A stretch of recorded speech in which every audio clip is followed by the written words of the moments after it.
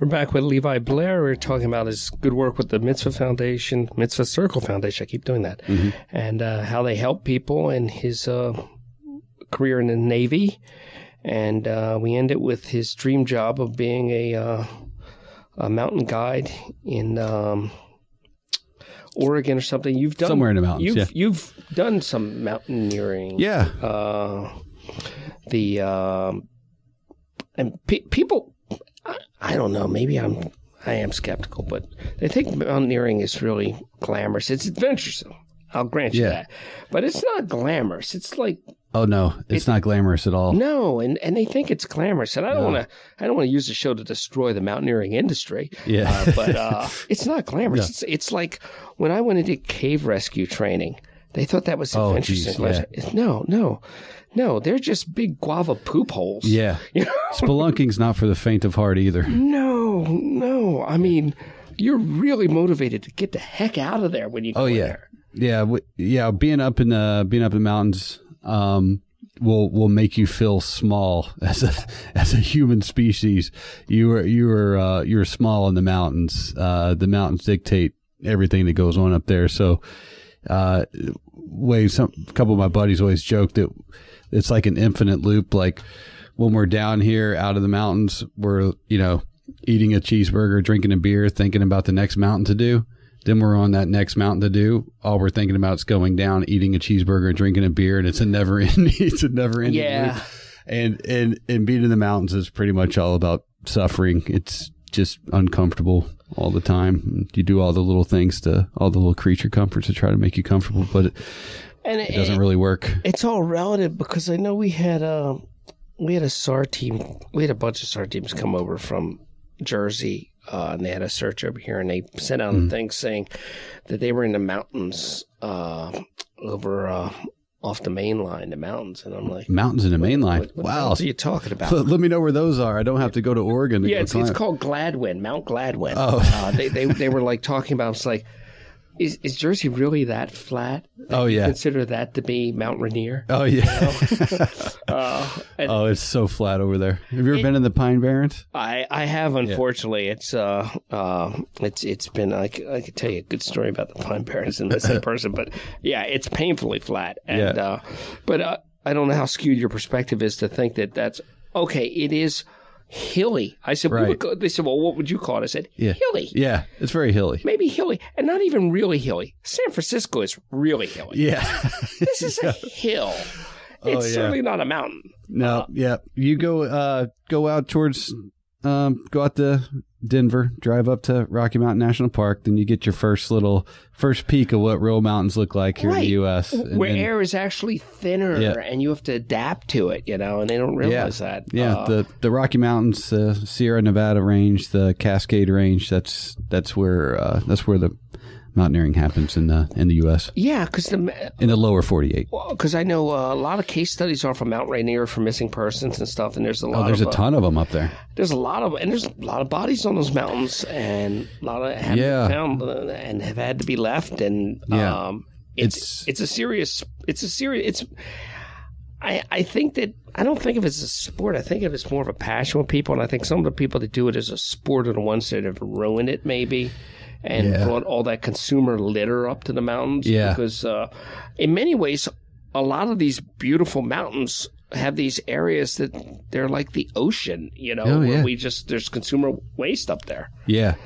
Well, there's a cool quote, and I'm not going to say it.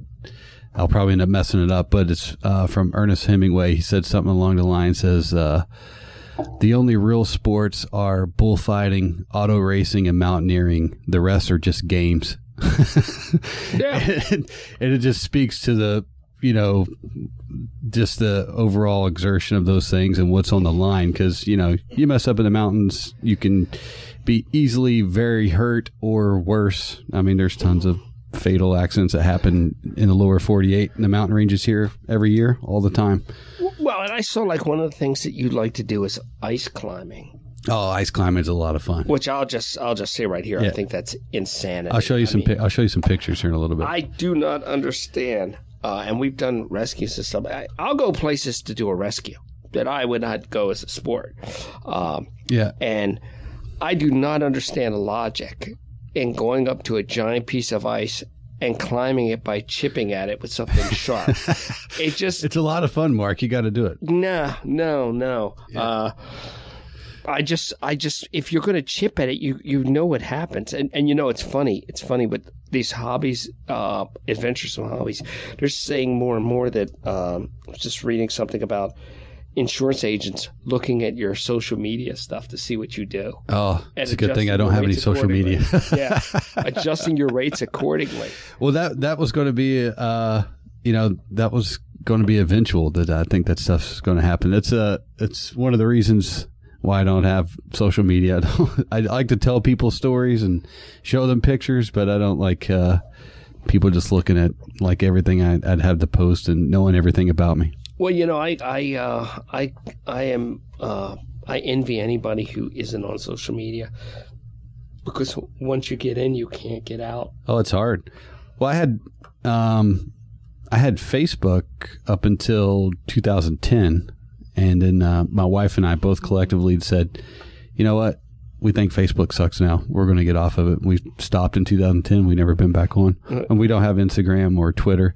I do have LinkedIn, though. So if anybody wants to look me up, they can find me on LinkedIn. And somehow you managed to survive as an adult. Yeah, it's unbelievable. I can get around. I can get news from different sources. I can look at pictures and look at videos other places. It's funny how that works. Yeah. Actually engage with people. Yeah, and you can have a life face to face. Yeah. And it's 8 years ago you guys made that decision. God bless you. It's bad, and it's getting worse because we're comparing ourselves to the entire world, and this giant lie that people are trying to always out happy each other. Oh yeah. They're either doing out happying or they're sharing medical pictures and going, what do you think this is? Yeah. Like, what are you doing?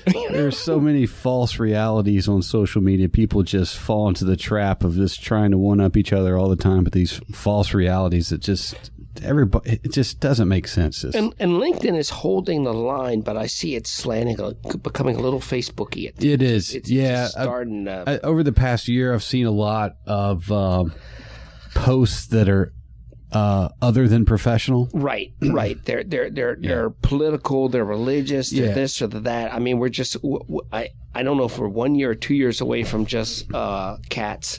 Yeah. Or posting LinkedIn. Your lunch. Yeah. I had this great burrito today. Yeah, I don't understand. Here's a picture. There are people that just give like food updates, and then there's people that give.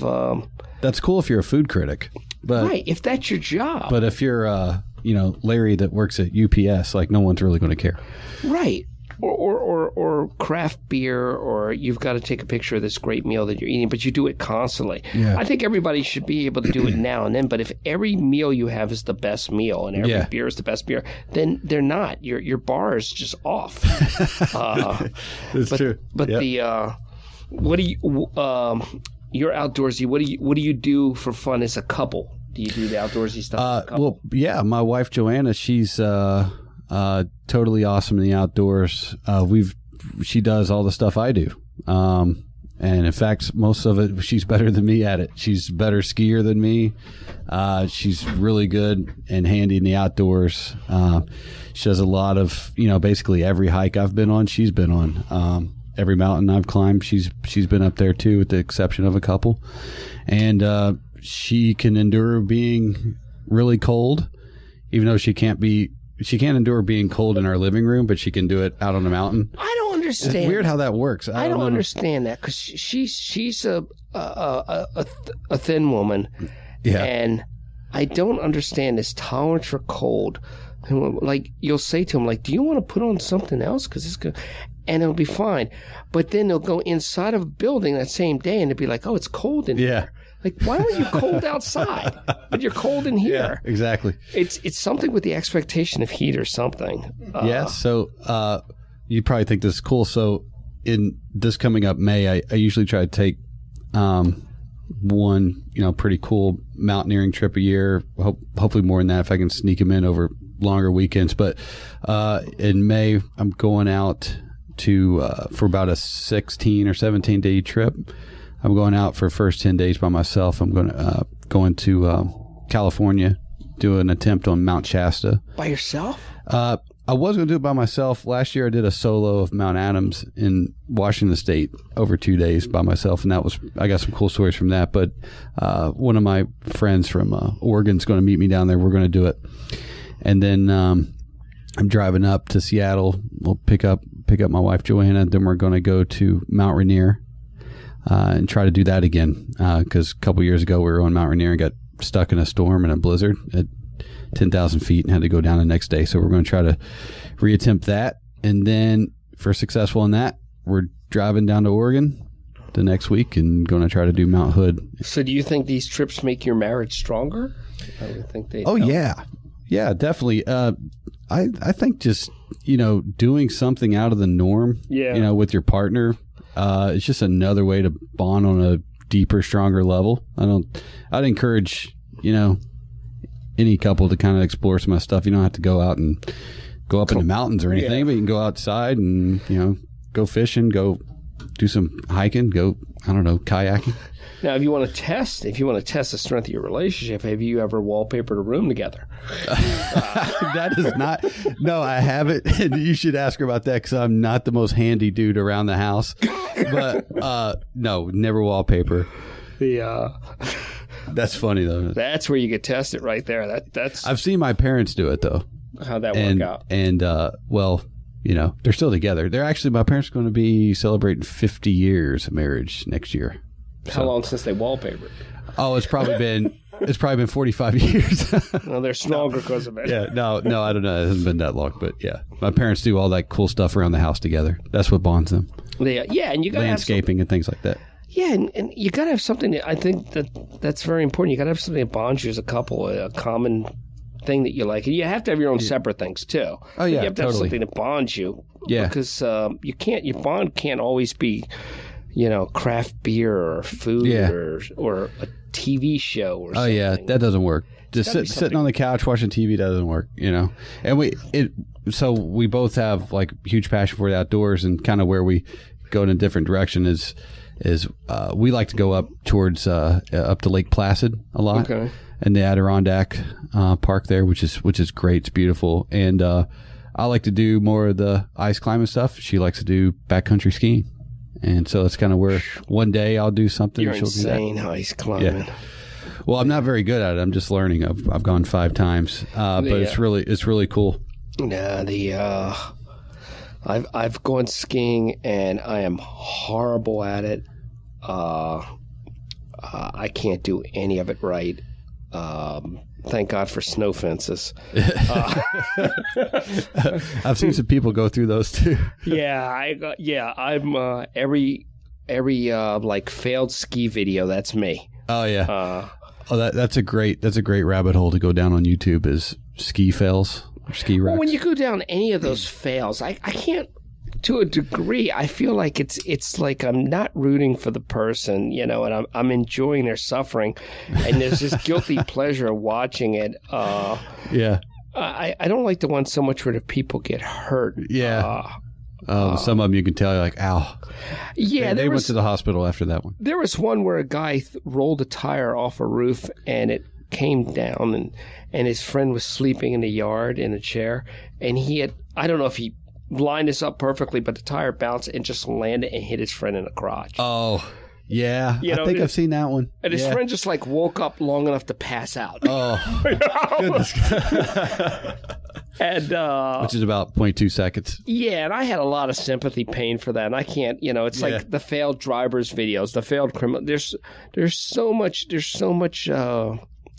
of that stuff out there. And what amazes me about all of these videos are always perfectly clear. Yet whenever there's a crime committed, everything gets fuzzy. Yeah, or a Sasquatch sighting. Yeah, they're all very, very fuzzy. Yeah, Sasquatch is always like this blur that's 100 meters away that's behind a tree moving.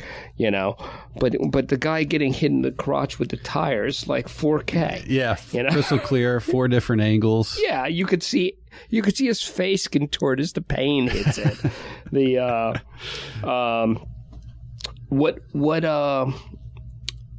What do you see? Like, you like water, you like mountains, the military background, your job, and you do this to help